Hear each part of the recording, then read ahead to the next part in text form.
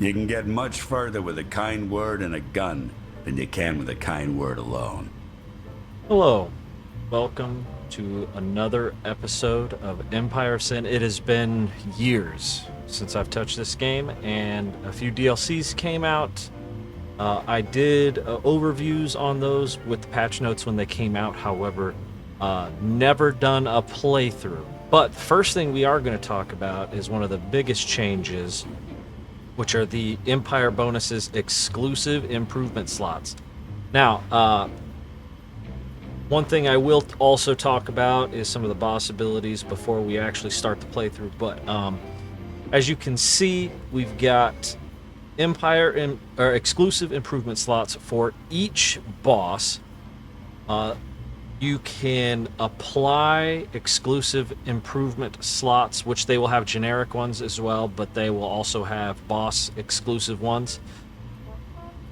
Once you hit level 2 of the safe house, that means you average 2 stars. And then same at level 4, or average of 4 stars for your safe house for every precinct within a district. So, first things first, we're going to go with one of my favorites, good old Al Capone. Boss ability, Rain of Fire. This is beautiful when you can ambush people, because if you put all of them in your Rain of Fire and then it's time to start combat, they will automatically try to move and then you will hit them again. So, very nice, and it's also adds that suppression. But Suit Shop for its exclusive improvement slot. Bribing police always succeeds. You gain a 100% additional faction rating. This effect stacks with other suit shops. So if you have multiple, you'll get more faction rating when you bribe police. This is assuming you need to. Some people try to play the safe route where they don't have to interact with the police really at all. You may have to mid and late game, and if you're really concerned about making money, you may have to do it beginning game too, but something to consider. Frankie Donovan. I'm Frankie Donovan. Who the fuck are you? Hey, calm down. Unleash Fury. This one is absolutely amazing if you plan to be in melee range often, which, I mean, depends on your playstyle, right? Every kill renews your fury and restores your AP, but causes you to become exhausted. So, you have high likely potential to down or kill an opponent when you use this ability, but just remember, you will become exhausted afterwards if you make the kill. But either way, exclusive improvement slot. Guards in this precinct have +5 marksmanship. Really not bad, considering when you have to make multiple defenses in a row, having that slight better percentage to hit, really not bad. Easy choice. Next is Angelo Genna. So, fan of knives. The nice thing about this is you throw, I want to say 6 knives, select multiple targets or single target multiple times. The only sucky part is that you have to actually choose how many you're going to throw at one target. You don't just choose 3 targets and then he throws until he kills one and goes to the next one. So you kind of have to plan it out a little bit, but still pretty decent ability. His improvement slot is all breweries contribute 50% less to police activity in this precinct. The reason why this is actually really freaking good is the thing that ups your police activity the most, where they want to pay the most attention to you, is from breweries. So you can knock that down 50%. That is a really, really good exclusive improvement slot. Goldie Garneau, the pleasure is all yours. So here's Goldie. Killer Queen, again, very similar to Angelo's. But you place your mark on enemies, and once marked, they'll fire a shot at each target, has an improved critical chance, and ignores defense. So if you've got, 3 people, or more, if they're in the range, that are lower hit points, or you can kill outright with a single shot, pretty decent ability there. Exclusive improvement slot is speakeasy income in this precinct increases by 10%. Now here's the thing, with maybe the exception of a really good week with a casino, your speakeasy income is going to be your bread and butter. And so this just adds on to that, so that's actually pretty decent, especially if you want to exclusively concentrate on breweries and speakeasy. Next is Sai Wing Mock. I'm ready. His Death Blossoms are actually pretty decent. Select multiple locations, throw the bomb at each one, and it explodes in a cloud of smoke, and you poison nearby characters. I've done a one-off for every boss with the exception of the new one that the DLC Make It Count provided. And I kind of go into how each one works, so if you are interested in that, I highly recommend looking that up for my Empire of Sin videos. But decent, especially when you're talking about poison, because poison lasts a while, and that will do damage too. So his improvement slot is casino income in this precinct increased by 10%. So this is one of those things where if you do want to focus on casino income, this is a pretty good one to have right there, and the boss ability is pretty decent as well. Not going to go, and as you can see, I've been skipping over those. I'm not going to go over these because these are, I want to say, secondary to anything else, because while some may be like, you know, really, really good for what you're trying to do for a playthrough, that just depends on how you want to play the playthrough. So go ahead and look at these on your own, figure out which ones you would prefer, and then compare them to boss ability and improvement slots. Maggie Dyer, at your service. All right, so here we've got Maggie. So Maggie, her Lion Tamer ability is great if you want someone closer to you, especially if your boss is going to go first and all of your henchmen are going to go right after that. If you've got a lot of shotgunners, or you just need to get rid of one very specific character quickly, draw them in, deliver the punch, you'll knock them down, which means they'll have to spend time getting up if for some reason they aren't dead before it's their turn. So really not bad, but it's a single target, so it's definitely something that you have to take into account, whereas a lot of the other ones are multi-target, right? All right. Improvement is Tattoo Parlor. Racket income in this precinct is increased by 2.5%. Really not bad, especially if you don't plan on focusing on anything.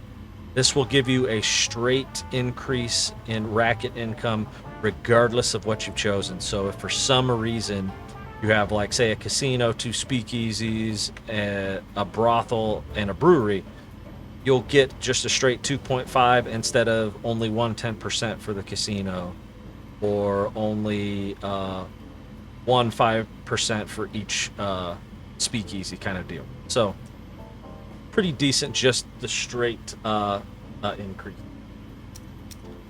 All right. Muy bien.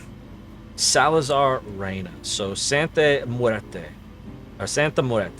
Deliver unto the Lady of Holy Death. Dual wield your revolvers and spin in a circle. So if you can get a bunch of people near you and you want to just take pot shots at all of them, this one is the one for you. Escort Agency is the improvement slot. Brothel income is increased by 10%. So this is kind of like the casino one, just for brothels. So if you want to build an empire on brothels, this is definitely the one, the way to go there. Dion O'Banion. All right, so the O'Banion map. Boss ability Blasphemy. Blast the opposition, where you shoot with an explosive shotgun slug, knocking them back and destroying armor. That also is going to do damage. So if you've got someone with, if you're constantly running into high armor, this is definitely the boss ability for you. Flower Shop. So this one is actually pretty interesting. All rackets except breweries contribute 50% less to police activity in this precinct. So, like you saw, one of the first ones was breweries contribute 50% less. This one is all rackets except breweries. So if for some reason you are not focusing on alcohol-related rackets, So say you are going for more brothels, more casinos, even loan sharking. This one will contribute 50% less to police activity, which means you'll have the fuzz on you less. So really not bad. Good decision. All right, Frank Ragen. So home run. This one is awesome because you don't have to be next to the target to do the melee attack. You rush them and deliver the blow, knocking them down. If you kill them, you get the batter up effect and will strike out any enemy that gets too close. So if you get into melee range, knock down a guy and take him out, and you're near a bunch of other people, they may want to rush you to do melee attacks. This will be a great one to utilize. His is Athletics Club, so guards in this precinct have a 10% increase to their hit points. Not bad if you're getting if you are experiencing a run where you are constantly getting attacked by other bosses. This one might help you in the long run. So just something to consider there. Someone needs to take care of this city. So Daniel McKee Jackson is actually one of my favorites, mostly because of his boss ability. Last right, surgically unload a full clip of your pistol into a target. Target dies, it will go to the very next target. Now it's automatically chosen, so you don't get to choose which ones go first. But either way, I mean, you're unloading 9 bullets. That's the potential to take down a target at least, 2, 3 if you're lucky. That's a pretty good boss ability right there. And he's got the funeral parlor. The respawn time for guards is reduced by 50%. So again, if you're getting attacked a lot and your guards get taken down, they will respawn much quicker. Maxim Zelnick. All right, so Maxim Zelnick is the boss added by the Make It Count DLC. So he gets bolster the ranks. So when activated, a fixer and enforcer appear at the nearest available entrance to your boss, and they become stronger as you gain more notoriety. So different kind of boss ability, where this could be applicable almost anywhere, and you get 2 extra people or multiple extra attacks. So, and if you rise up in notoriety quicker, they'll be that much stronger. So I had a playthrough where I didn't take on my first boss until I was like at 450, maybe 500 notoriety. So that would probably spawn me 2 pretty good mobsters to help out. So really not bad. His Empire bonus is Loan Shark income in this precinct increased by 10%. So again, from the Make It Count DLC, Loan Shark income is the new Racket, and you need to have a fixer in your group of people that you've hired in order to unlock this. Can make you some decent money and gives you some decent little what do you want to call it? Choose your own adventure options for events that happen.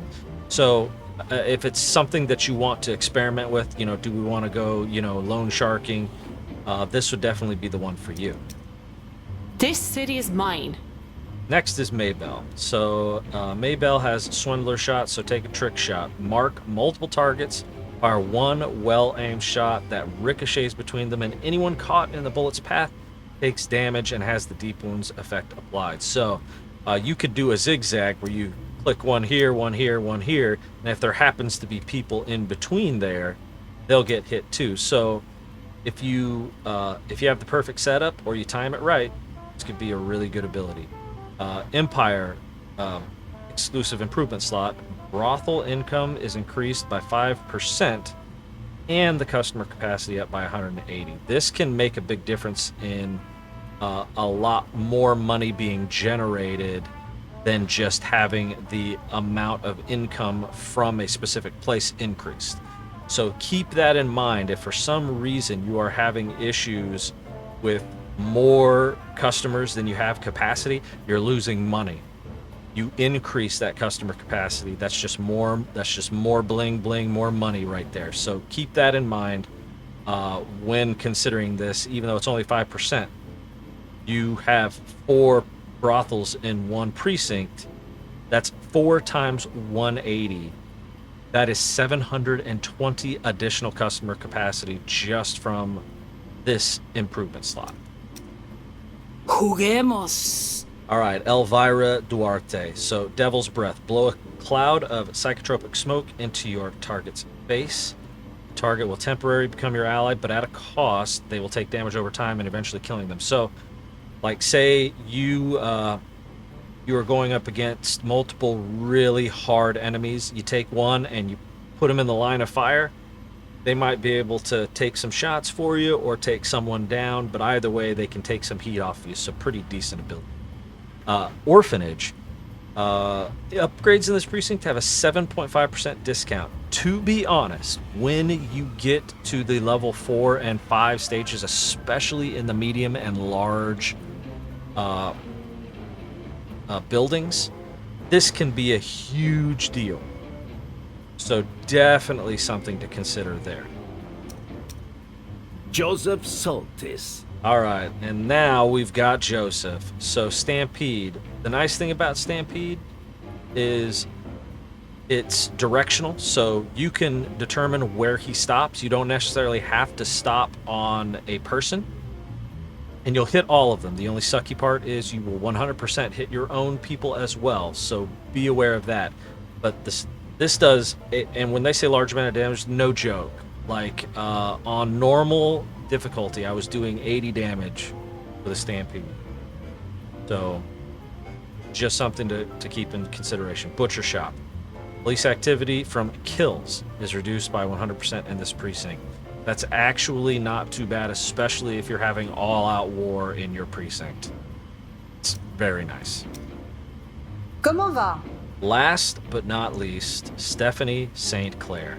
So, firing squad. Don't get your hands dirty, make your allies do it. At your command, any friendly or allied characters that are within range of you will open fire at your selected target.